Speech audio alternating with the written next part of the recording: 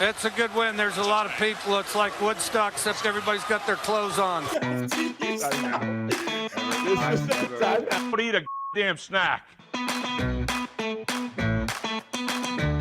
You're like my wife when you get in space. You just get lost.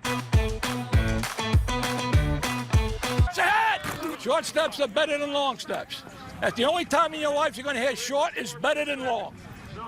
It's ahead! What's up, everyone? Welcome back to 614 Headsets, the weekly sports podcast where we say football is unconditional love. We're three high school football coaches from Columbus, Ohio. We consider our show a movement of this lifestyle, of this great game we love. We're excited to have you join us in this movement we're all about. Boys, say what's up to everybody. How we doing? Excited to get on here with the boys. The best day of the week right here. Appreciate everyone for tuning in and hope you enjoy this episode and many more. Hey, make sure you subscribe to the show on YouTube or wherever your favorite platform is. Give us a like, give us a comment.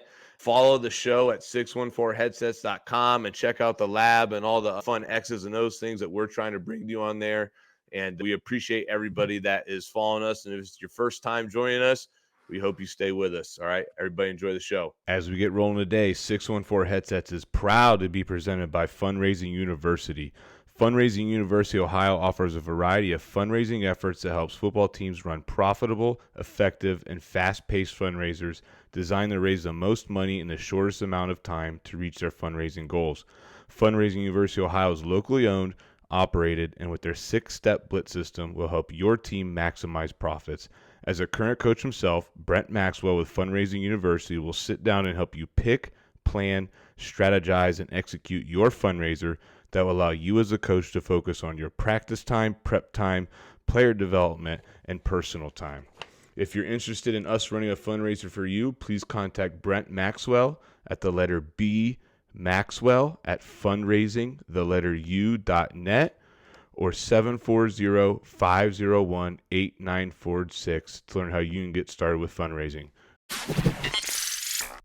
We've got another great episode today of 614 Headsets with Coach Stan Bedwell, who is the Vice President of Operations at Hal Mummy and Associates currently. Over 25 seasons of experience in the air raid offense, both as a player and a coach. You can catch a lot of his content on different social media platforms. Does an excellent job. They're Hall of Fame coach and quarterback in Europe with over 36,000 yards passing and 438 touchdowns in his career, 5 national championships and 11 MVPs, and a whole host of experience at coaching at the high school and college level. So, Coach, we really want to thank you for coming on to this episode tonight, and we really appreciate you joining in for the show. I appreciate it, and I just noticed the Swing Your Sword book back there in the background. I did that for you today, Coach. I had to pay homage to my guy, the pirate. I appreciate it. I got that's my homage to him. Yes, sir. Oh, that's awesome. Yeah, I knew we were doing the air raid today, so I went into the library. I pulled a football off, and I had to put Swing Your Sword up there as we get into this today. I like it. I appreciate that. Yeah. He had to be here today. That's awesome. Coach, as we get into it, we always start off these episodes with the Pick Six segment, which was founded by Coach Ryan Sayers. So you'll get 6 random questions from us. You don't know what they are coming into. They're nothing too intense, more fun, get to know you things. But Pick Six segment is powered by Storied Rivals Sports Media. Championships, friendships, and life lessons are among the most meaningful parts of athletic competition. Storied Rivals is passionate about preserving them by offering the most unique highlight experience available. That's right. Storied Rivals delivers your team's content with services designed to change the way you experience these unforgettable moments now and for a lifetime. Storied Rivals now offers a complete team apparel and player shop customizable to your program.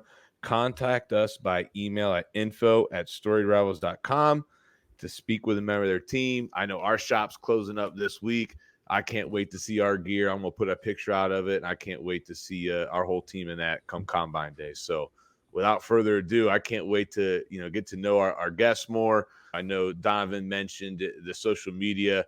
I know Coach is doing a 30 for 30, and every day he's putting out some different air raid concepts with some film, and it's been cool to watch and follow. If you're joining us now and you don't know Coach, make sure you hop onto his Twitter and you check it out. It'll be on the screen, and you can see it, and you can follow his 30 for 30, and he's dropping all these content bombs for the last 30 days on that. So Coach, we're going to give you 6 random questions. You don't know what they are, and we don't even know what Ryan's are today, so this could be interesting. Ryan, it's your segment, man. Kick us Here off. we go. Let's rock it out. Hey, first question is, in Europe, what's the number one food that you learned to cook or maybe were introduced to that you still now eat today or cook? I wish that I had a better answer for you, but pretty much in Europe, it was the same thing as I do here. I buy steak, chicken, rice, vegetables, cook it. I think the most interesting food that I ate, maybe that's better content. There you go. In Slovenia, I ate horse, which is actually delicious. It's a bit tough, and whenever you can get past the idea of eating Mr. Ed or whatever, it was really good. Kyle definitely ate horse in his time. Look at him.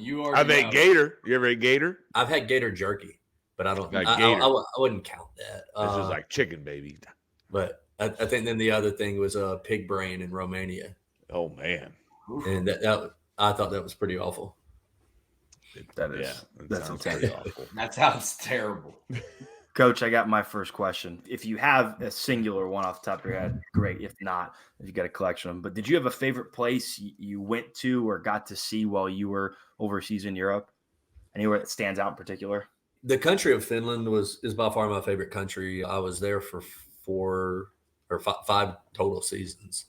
So spent several years in Finland, and I just love the structure of the company, love the country, love the people there. I think it's the most genuine people of anywhere I've ever been. And there's really not a bad word I have to say about Finland besides the winters are pretty cold. So that was my favorite country, but maybe in total favorite place that I went, 2020, at the beginning of 2022, after I had already, 2019 was the last time I've been in Europe, and I went back in 22 to Iceland. There's one team in the entire small country there, and they play maybe 2 or 3 exhibition games a year where teams will fly in from England or Germany or wherever to play against them. And they're not practicing year round. They just get together and practice about 6 weeks before the games. But they were looking for a coach, and I saw that on this Europlayers.com website, which is a great place to get picked up for a team, or teams, that's where they go find players or coaches. But I saw that they were looking for a coach out there, and I was like, man, it's always been a dream to go to Iceland. So went there, did that for about 6 weeks, and that was incredible. I think I've been to over 70 countries now, and of all the places I've been, it's like you're on another planet when you're there. It's just fascinating nature. So Finland's the favorite place I've lived. Iceland's probably the favorite place I've visited. Maybe I like cold places.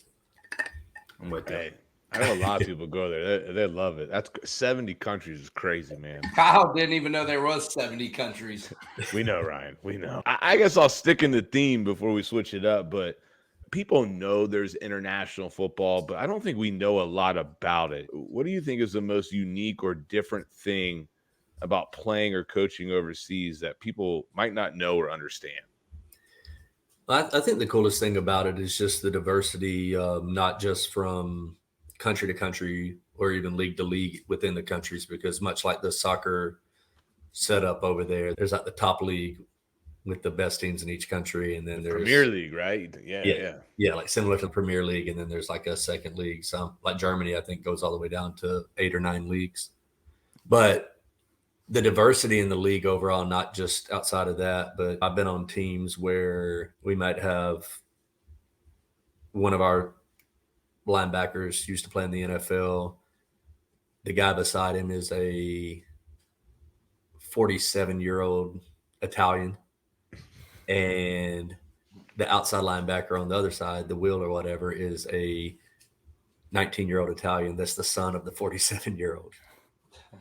So the level is just very diverse, that you've got some great American players there. You have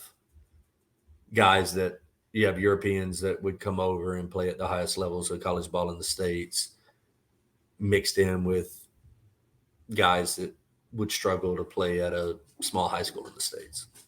So it's just all over the place. And also from the level, like the seriousness of where the practices are, and how the guys really approach the practice. There's been places where we have 75 on roster and 65 are at practice. Like nobody's there really full time because they all still have full-time jobs and things like that for the most part throughout Europe. But there's been teams of 75 or 65 are at practice. There's been teams of 50 where you average 20 at practice. And yeah, it's just things you got to get used to. You never really know what you're going to get unless you're going to one of those programs that this reputation, you already know exactly what you're coming into. So I think it's a great experience. For me, I'd never been on a plane until I went to Europe to play. And so I'm from a town of 1,000 in Arkansas. And so being from a small town and having that opportunity that football took me all over the world and gave me so many different opportunities, for me, it was definitely life-changing. And even my connection now with, say, Coach Mummy and everyone else that I met within the sport, had I just finished up school and did the typical route of getting maybe a small high school assistant job and going from there, I'd probably still be in small town Arkansas without the connections that I've had. So I think not only did it give me an amazing opportunity to see the world and to experience so many different things and get to play the sport that I love until I was late 30s, it also really opened up avenues for coaching and making connections with some really big time people that I know are pay dividends probably for the rest of my life, at least in my career in football. Love it. I love that. So here, we'll move on to my next question. Okay. Since you're an offensive guy, air raid guy, what do you think is the easiest coverage to go against, or what's one that you see that you're like, man, I have out of every formation, I got a route concept for or you're eating it alive? We don't really care too much. We don't really concern ourselves too much with what the defense is doing. When we were playing in the spring league, that was all set up through Huddle, and Coach Mummy didn't even have a Huddle account. So I don't think he ever saw a second of film from that entire season. Yeah, we just do. Yeah. We just do what we do. But I know there's always a saying that everything works against cover 3, and we don't have many concepts we run that wouldn't work good against cover 3. But me personally, I take cover 0 over anything because we're just going to be able to throw leverage off vertical routes, catch and throw all day long. Gunslinger mentality, man. You're asking a dude with almost 40 G's of passing yards. He's the ones that cover 0 to put the ball up, man. Sounds like Brendan, like our quarterback. He said that's his favorite to face too. These gunslingers, That's man. the one thing he said. Yeah, I know. It's interesting. But what's funny, dude, I'm going to get into it later, but what's funny is I read it's going to be in my intro, but I read a really good ESPN article about air raid today, just trying to do a little bit of stuff. And you know what Coach is saying about not caring about the coverage is true. All these people who solidify themselves as true air raid offenses, it's not really about that. It's more about understanding your system and what your reads are or your progression is. That's when Coach Mummy hired me to come in the spring league and be the backup quarterback for Ryan Willis from Virginia Tech. And basically Coach Ryan run the offense with him and hold kicks and just be there in case Ryan gets hurt or whatever. Yeah, that was a huge thing that he had me living with Ryan, because I remember when we were in season, especially because the way the spring league was set up is there was 4 teams in the North, 4 in the South. And we just played every team in the North twice. And then the winners of the North went down to Houston to play the winners of the South in the championship. And so our first game, and we just played the same 3 teams in the same order. So our first game of the year, we lost to Jerry Glanville's team. And then we won the next 2. And then we went around to play Glanville's team a second time. And we knew if we won that, we were in the driver's seat to be first place in our division. And Mummy's huge thing was don't let Ryan watch film all week. He's going to want to watch film of their team. Don't let him do it no matter what, because he always sees it and is like, he'd always say you're chasing ghosts if you're watching it, because you're coming up with an idea of what you say they're going to do or what you think they're going to do. But then you get in the game, if they're doing something different, you practiced all week off of a whim of what they're going to do. So we know we can control the plays that we run and the repetitions that we get on our plays. So that's the thought process, is that we don't want to go in expecting one thing and get something different. So we're just not going to really worry about it. We're just going to go play our ball. I love it. Coach, my second question goes back to Europe a little bit.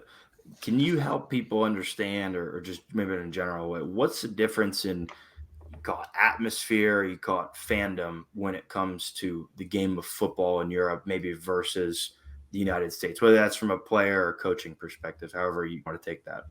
Again, you get back to that whole like diversity with it. I played in leagues where you averaged 100 fans at games and they really didn't even understand what they were cheering for. And then I've been places where we play in front of 3, 4, 5,000. Mm-hmm. And some of those is just good fans that are cheering, and some it gets really intense. Like when I played in Serbia, when we would play, I played with the team Kragujevac, and them in Belgrade are like the two. I think maybe one other team's won a championship in the 20-something years that they've had their league. Otherwise, it's just those two teams every year. And when our teams would play each other back around like 2008, 2009, there would be so many police and so many like armed guards there that they were just waiting for riots to break out, because it was pretty serious between the fans there. And when you watch other sports, if you just talk fandom in general, not just football, it's insane. If you just go on, say, YouTube and look up anything like Serbia, if you look up Serbia basketball or Serbia soccer, you're going to see like fans shooting like flares into the crowd on the other side where the other fans are. You're going to see things on fire, and it's absurd. So when you take like, they're far more intense. It's almost funny to watch. Like I went and watched a basketball game, Partizan and Red Star. That's the top two teams in Belgrade, and they're huge rivals. And went and watched that, and I think someone was killed outside of the arena. And like in there the whole time, you just have this like sense of dread because it's so intense, and everybody's screaming the entire time. Like they all have chants that they all know, and there's fights. And then I remember I got back to the States, and I was watching like an NBA game, and I was just like, this is amateur. They can get really intense there. I guess it just depends as far as football goes. It's like the Beechcroft Northland game this past year. They were throwing those smoke bombs across to us. True story. True That's story. true. Ryan had to eat a few smoke grenades, and they say international sports, and I've seen some of it. It's crazy, man. I'm not a big soccer fan, but if you could give me a ticket to a World Cup, to a big match, and experience that, I'd be down for sure. Soccer fans are nuts. Yeah, but Coach, if you weren't, I've never asked this question yet, and it's really interesting. If you weren't coaching or involved in football, what do you think your dream career or profession would be? I really like singing. I've done probably from 2015 on, especially those last 5 years or so in Europe. I was doing karaoke all the time, or open mic nights and things like that. Actually, can we hear something? We got to at least know the genre, Coach. Yeah. Can we hear something then? I don't know. Nah, you gotta play me for that. You said career. Come on, all right. That's on the spot. I'm just kidding. What's your go-to? What's your go-to karaoke song? They slide you the mic. It's your time to shine. What's my purpose? Am I doing this to attract the opposite sex? Whatever you want. You're at the karaoke bar. They slide you the mic. It's time to rock your best A game. What are you going with? I would say historically the one that would really get people going, whoa, what's that? Because it's a bit different from the norm is Where Did You Sleep Last Night by Nirvana. The old acoustic version from their Unplugged session. Yes, I just bought that record a couple weeks ago. Yeah, so because that one's pretty tough, and you got to really do that like high, like Kurt Cobain voice fries. And I think just from a basic, simple one now, like you can't go wrong with Something in the Orange by Zach Bryan. There you go. Yeah, it got to be Cleaning Out My Closet by Eminem for me. Donnie, we're all gonna roll it around. Donnie, what's your karaoke? Donnie's too scared to get on the mic. Donnie looks like he would sing a Reba song. Donnie never got on the mic or dance. So you've never got on the mic, have you? I had to do karaoke with my now fiance's parents the first week that I met them, and it was the most embarrassing. What was the song? It was like some Dan and Shay song that they picked. I feel like you would definitely pick song. Like a Reba song or something like that. Here we go. The go-to Rod Stewart, If You Want My Body, Baby. It gets all the mama shaking, you know. Sugar. Yes, sir. That's Is my that go-to. what go-to. Little we Rod get from Stewart. you, Kyle? I don't want to hear What's the up? rest of the song. Hey, man, Rod Stewart gets the people pumping, baby. I love it. If you want my body, go ahead, Ryan. Try it. Download it tonight. It's not on your phone. I know it's not. But tomorrow, It's definitely when you're driving to work, you're going to download If You Want My Body by Rod Stewart. You're going to text me fire. I'm like, you're right, brother. probably not. I got to see him in concert when I was in Romania in 2000 and There you go. the fall of 18. The Did he biggest sing building, that song? the biggest building in all of Europe, and I think in the world, is the municipal building in Bucharest. It's absolutely massive, and he hosted this. It was a free concert, and there was like 250,000 people or something there, just out in this huge courtyard there, like completely free, watching. Singing If You Want My Body. Oh, Did he sing that song? Oh, yes, he said that he song. definitely did. He did all the Come classics. on, dude. It's one of his biggest hits. Donnie, let's go. Save these guys. These uncultured swines. Let's get going.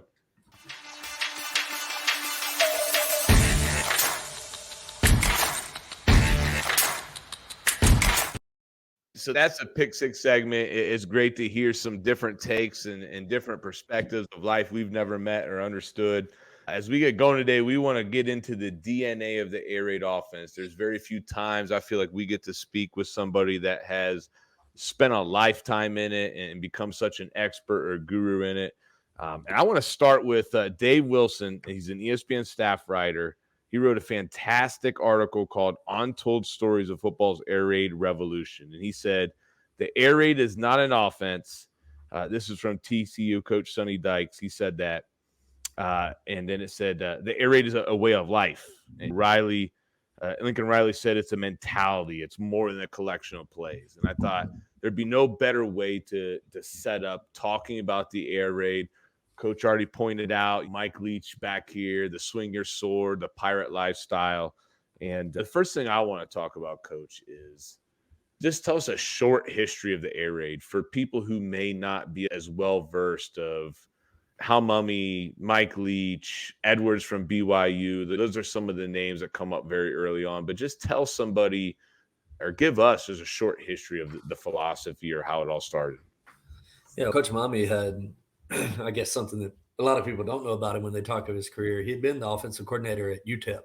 And, youngest coordinator in football, right? Wasn't he the youngest coordinator in football at that time? Something like that? 27, 29, yeah. Yeah, something like that. He was definitely still young at the time, but he left that and went to Copper Cove High School in Texas. And he had just always been fascinated with throwing the football at a time that not many people did. And he was always really interested in, the old BYU Lavelle Edwards offense, which you can look at these old playbooks from early 80s. And it's very similar to what we still run today with a few tweaks here and there. But he'd always been really interested in that. And then, so he was throwing the ball a lot, but he really hadn't put together the air raid yet. And then he took the head coaching job at Iowa Wesleyan in Mount Vernon, Iowa, and a small school that had really struggled for a long time. And they didn't have much budget. And so he was trying to hire a few assistants, and he found a law student from Pepperdine that was actually getting ready to go coach football in Finland for the Pori Bears, a team that I ended up playing for in 2007, my second year in Europe. And so he found Coach Leach, and Leach was getting ready to go to Finland, and he was like, I can come, but I'll get there late. I'll get there after camp starts, because I got to go do this thing in Finland. And Mommy liked him a lot, said that when they brought him on to interview, that the administration didn't really like him at all. They thought he was too quirky and that they weren't a fan of him. And Mommy wouldn't take no for an answer. He's like, this is who I want to hire. Because one thing that he always says whenever you talk to him is, he's like, when the first time he offered me a job, we were at a dinner at the FCA convention in Louisville back in 2015. And about midway through the dinner, he was like, you should come work for me. You're smart. I like hiring smart people. And that's how he felt about Coach Leach, is just that he was a really smart guy, really interesting guy. And got him on board there. And then things took off. They took a program that had been terrible for a long time. They won a lot of games and really competitive. And from there, got offered the job at Valdosta State in Georgia, Division II. So moved up a level from NAIA to D2 and did an excellent job there. Brought on to Kentucky to be the head coach. And everywhere he went, they were like, okay, but this crazy pass heavy offense you're doing, there's no way it's going to work at our level. How are you going to adapt it? And our thought process with anything, I've always heard people say, you're talking about like NFL. I know there was talk several times of Leach taking an NFL job. And they're like, if he does, he'll change the offense. He wouldn't change a thing because our thought process is, I always thought it was funny when people would say, oh, the option offense won't work in the NFL because those DNs are too fast. If you're running option, you probably have really fast. You're probably running with a really fast quarterback too. Or this scheme won't work in the NFL because the D-line's too good. The O-line should be an NFL O-line too. So our thought process is football. So any scheme that you work, if you do it enough, you're going to get good at it. He always fought the idea of going into the Deep South where it's just really pounding the football at the time. And he's, no, we're going to do what we do. And I had good success at Kentucky. Had Tim Couch, who was the first pick in the NFL draft. His first year, they beat Alabama, which was the only time they beat Alabama in now, I think, 120-something years. They had some good success there. And then I guess there was recruiting violations that happened and the staff ended up losing their jobs. And from there, Coach Mommy took it to Southeast Louisiana. Coach Leach had already went before that to, like, Bob Stoops could never stop the air raid whenever he coached against it. So when he got the Oklahoma job, he was like, that's the offense I want. So he brought Coach Leach there to run the offense. There, Coach Leach went to Texas Tech as the head coach after 1 year. And obviously had great success at Washington State and Mississippi State before he passed. And Coach Mommy then has coached a lot of smaller colleges, things like that. Obviously reconnected with Bob Stoops in the XFL in 2020. And yeah, that's the history of how it started and where they went from there. But ultimately, going back to the quote that you just said, that's what the air raid is. It's a way of life. It's like football for disruptors or for rebels or rogues, pirates, people that want to do things different, that don't want to fit in, but want to stand out and don't really give a damn what other people think about them. Is it Mummy or is it Leach from the hot dog story that I've read about? Probably both. I heard I was one of them heading into a big game, told the trainer, when I'm talking to the head coach, bring me a hot dog with mustard on it. And it was like they were like the big underdog. And it was a total psychological tool where he just wanted to sit there pregame smacking a hot dog, talking to the other coach just to make it seem like they didn't care. And it was no thing to them. And they ended up winning. And I think it might have been Leach. I don't know. I'm pretty sure Mummy did that, and he's got so many stories, it's hard to remember them all. I'm pretty sure Mummy did that with Saban, but I think it was with chili. Yeah. I guess maybe it was a chili dog. I'm telling you. It was with Saban when Saban was at LSU. If you're listening to this episode today, you got to go find Dave Wilson's Untold Stories of Football's Air Raid Revolution. It does a fantastic job talking history, some very unique stories, and that was one that came up today. So what is the air raid offense? And here's the thing why I'm asking that question. A lot of people like to throw that term around, and a lot of people might even use some air raid concepts. If you're going to say you're an air raid offense, like what is the core of that? It's really just in what you said with the way of life. It's more about the philosophy of what you're doing, the whys of what you're doing, how you game plan, and how you practice it. I think that you can't watch an NFL or college game now, save maybe the service academies that are just running the ball every play, that you're not going to see some of the air raid concepts. Mm-hmm. So I think the plays themselves aren't what really makes the offense. Everybody, when you think of air raid, you think of mesh. And we're not the only ones that run mesh. We're just the only ones that run it the right way. But I think that it's just about, we don't do stretching. We get out right away and we're doing the drills at 25%, then to 50%, and moves on really short practices, never go longer than about an hour and a half. We compartmentalize everything because you figure in season you've got 3 days of practice really, and then usually a walkthrough and your game day. So when you hear of like air raid being 3-day installs, everything we do is from 3 days. It's like the first day of practice, we're going to take one drop back, one quick game, one version of mesh, one screen, one run. And that's the only plays we're going to do that day. And then day 2, we're going to do a completely different set of those same things. And then day 3, something different. So it'd be like for dropbacks, it's like day 1's 4 verts, day 2 is shallow concept, day 3 is like our Y cell and our Y cross, and our strong side, weak side floods. Then like mesh to the right, mesh to the left, and then tagging a post wheel on it. But we don't ever intertwine those days. So we just practice these 3 or this set of plays on day 1, this set on day 2, this set on day 3. And then when we go back to day 4, we'll take that set of day 1 and we're just going to maybe add a new formation or a new tag, or maybe we don't add anything. We just run it again. And then when it carries over into season, we break the field up into field zones. And so the first day, we basically do about half the field. The second day, we do the other half of the field. And then the third day, we do our entire game plan. But everything's just built around that. And then we don't do a lot of individual drills with the skill guys. We're pretty much repping our plays, whether it be routes on air with 5 balls in the air, throwing it, or just doing a lot of 7-on-7 and a lot of team. But instead of doing individual drills to say work on releases with our receivers, we're working that during our settle and noose drill at the very beginning of practice. We're working a release there. We're working a release when we do pat and go. Obviously, if we get in 7-on-7 or team, if we're getting a press, we're working a release. We kind of coach. We just have the drills happen actually within all our plays. We're constantly working on ball security all day. We're high and tights. You probably hear high and tight or finish yell more than any other 2 words in an area of practice. So it's really about doing less drills and just really playing more football. And I think for the players, and now I've had the opportunity to coach from adults at a professional level to freshmen in high school. And it rings true throughout that it's just a lot of fun. And that's a great quote that if you haven't, I see the Swing Your Sword book back there.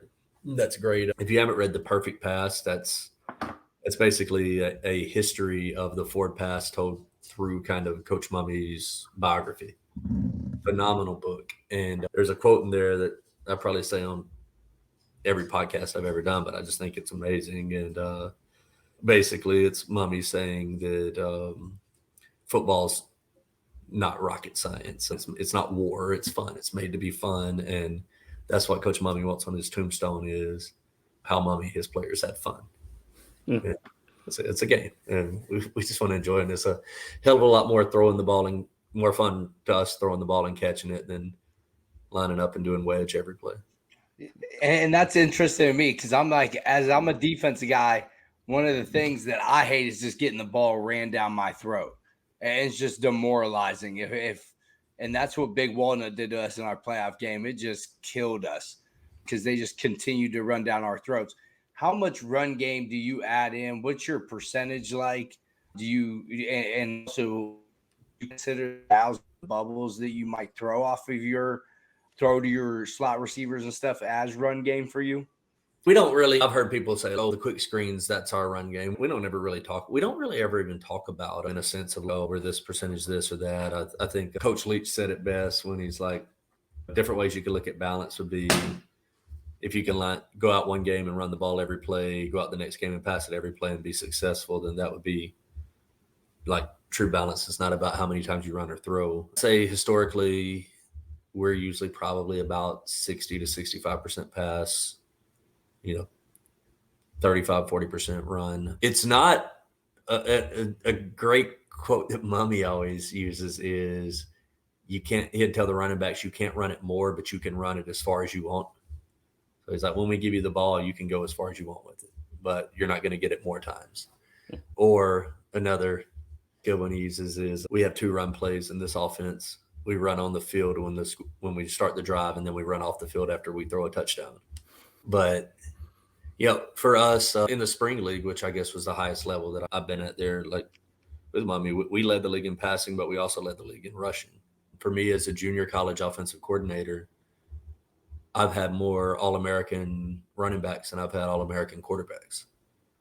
So it's not a reluctance to run the football. It's just we're going to throw the ball. You're not going to watch a game that we don't throw the ball a lot. But I'd say, especially over the last few years, it's turned into more of throw it a lot to get up and then impose your will in the run game.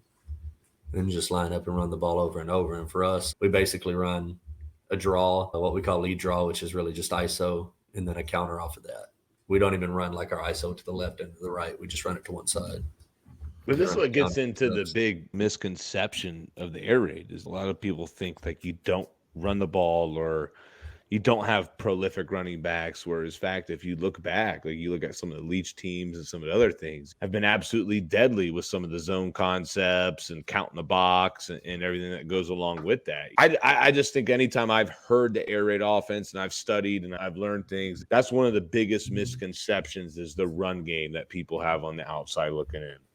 Yeah, and I think another thing because your initial question about what makes you air raid, I think that almost anybody you meet that throws the ball a lot, they're like, oh, we're air raid. We're 4 and 5 receivers, we throw the ball. I can say at least from probably the last 6 or 7 years, no matter where I've been, whenever I've done a self-scout, we line up in 20 personnel more than any other personnel or any other, like our blue formation, which is split back with 3 receivers. That's by far our most ran formation every single season. Yeah. And like when you talk in the mesh play, we run like mesh, YSL, cross out of 2-back far more than any other formation.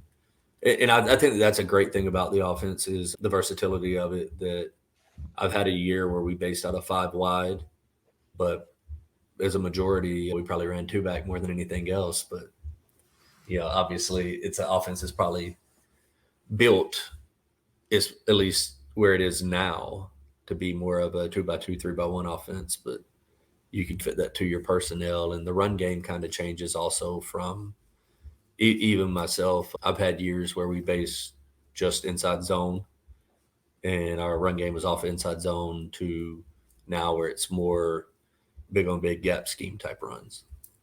But that could all depend on how athletic your quarterback is. Do you have a second quarterback behind you if that guy does get banged up, things like that? Coach, I got a question. It's NFL draft season, and I'm sure you hear it all the time from the analysts, the term, he comes from an air raid style offense, or he comes from an air raid offense. Like, I've always been curious, what does it take out of a quarterback or the quarterback position to be successful in this type of system, in this type of offense? First of all, I think it's silly that people are like, we don't want a guy because he was in the air raid offense. And I know a big thing they said forever was because he doesn't take snaps from under center. And so if you're going to pay a guy however many $1 million and he's not able to take a snap from under center, like he's got issues, and you're a really bad coach if you're getting paid that many millions and you can't teach him to take a snap from under center, because any Pop Warner coach can teach that to their kids. So I think that's a silly thing. I just always thought that was ridiculous. But I think it prepares you. I feel like now, say my last 2 high school quarterbacks I've had, it really prepares them for college because they call every pass protection. We don't call the pass protection. Our quarterback literally gets the play call. We'll signal in. So like mesh, we'd say like blue 92. That's all we give. Our quarterback gets the call. He steps up to the O-line and you give a call like 90 Louis, telling them how many steps they're taking back, what backer they're working towards. That also tells which back's going to be helping out. And, so he calls the protection every time. He'll make the adjustment on the protection if somebody steps down or they change something up, or if he audibles the play, which we also give him complete freedom to do. So I'd say this year, my quarterback, first year with me, he was a senior quarterback that had been running similar version of the air raid before I got here. But I'd say he probably checked a quarter of our plays on the season. He probably caught as many touchdown passes as I did this year.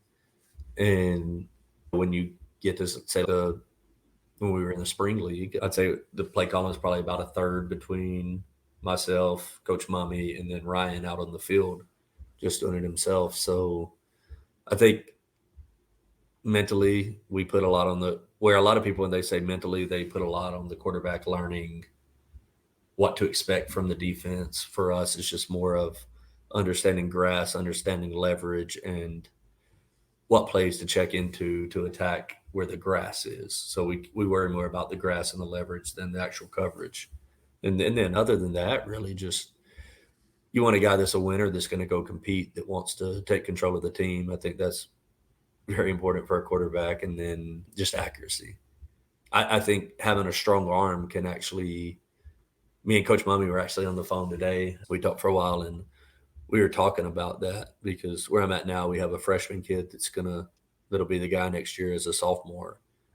And I told him about what I really liked about him was that his arm wasn't near as strong as a senior that we just graduated, because that can be a hindrance in the offense. When you get guys with big arms, they want to throw it 60, 70 yards. So you call for verticals, it becomes a Hail Mary instead of hitting the seam at 12 yards. And I think a lot of guys without really strong arms have been phenomenal in this offense. I think that's like me. I have a very weak arm, and I had a good career because I knew where to put the ball and I was accurate with it. So you want to be accurate, but other than that, you don't have to be I think Landry Jones is an example. When he played in the XFL in 2020 with Dallas, he was such a strong arm guy that I think it might have hurt him more than it helped him. Coach, final question is, a lot of people that listen to us are, I think, high school coaches a lot, and we have some college coaches that listen to us too that follow us, and we appreciate that. But I think everybody steals a little bit from different offensive systems or things like that. You have the unique ability of seeing things from the pro side to the college side to the high school side. Just for like our high school guys that listen to us, what are some air raid staples like you would recommend that you would say, hey, if I were going to invest in some air raid concepts, this is what I think would work at the high school level, or tried and true? I think, first of all, if I ever talk to anybody that's high school or below, like shallows, like the first thing you want to put in, because you have two vertical routes. The shallow route itself is so many high school. From my 2 years in high school right now, what I keep seeing is so many high school teams are more. It's more about the outside thirds of the field where the passing game is going. And there's not a lot that are throwing over the middle, and not a lot that are throwing crossing routes underneath. And so I think that it's an easy completion. You're throwing the shallow route, you're hitting a guy on the run that's full speed, and the throw is shorter than a hitch route if you look at the distance the ball's traveled. So it's like, in a way of thinking, it's like throwing a hitch or a quick screen to a guy that's already ran for 20 yards. So he's got all that momentum going. So I think shallow is a great one. The stick concept is very simple. One thing because stick, you always going to get that guy to the flat quick with a stick route back behind it, reading off that sound backer. But one thing that I've started teaching my guys has made it work even better is, instead of saying read that Sam, if he widens out, throw the stick. If he stays, throw the shoot. We teach him just catch it, flip your hips, and throw the shoot right away. That's the quickest way it's going to get there. And the only way you don't throw it is if that backer takes it away. And the stick was going to take a little bit more time anyway, because you have to wait for that guy to go. So I think in most of your quick game concepts, you can do that. Kind of treat it as instead of a read this guy, throw off of him, go to always throw to him unless somebody takes it away. And then you got your secondary route. But that's the two that I would always start with from the beginning. Mesh, if you know how to run it, it's a great concept that you can run on every down, and it's great down inside the red zone, especially inside the 5. And then 4 verts. That's 4 verts for us is everything. When we call 4 verts, our quarterback has complete freedom to check to any of our quick game concepts or quick individual routes, or to check to the run game if it's there. So I remember our last game in the North Division of the Spring League, we call our 4 verticals 6. And we called 6 about 7 straight times and ran through 2 back-to-back interceptions. And he came over to the sideline, and he was pretty upset. And he's like, y'all just keep calling 6. And Mummy like snaps back at him. He's like, 6 is everything. You can check to any play you want on 6. So he's, I don't want to hear it. And so that's the mindset we give our guys. We almost start from 6. And in a way, you can run a whole offense of saying, we're going to start with 6, look at your 4 verts. If you like that, roll with it. If you see leverage on either side, check to whatever quick game is going to attack that leverage. If you got the box numbers, just check to whatever our inside run is. And so that's an easy way that we kind of that we can let the quarterback run the whole offense. And I know that Coach Leach would let the quarterback call almost everything. And I don't want to pretend like I knew exactly what his process was, because I know ours is a bit different than his.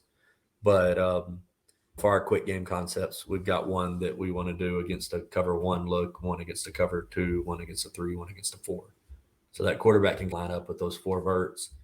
And off of, if it's just 2 high safeties, he can say, do I want to stick with the verts, or do I want to run that where the corner's at? Is it the cover 4 beater, the cover 2 beater, or do I want to just check to the run because there's 2 safeties, so we're probably getting 5 in the box?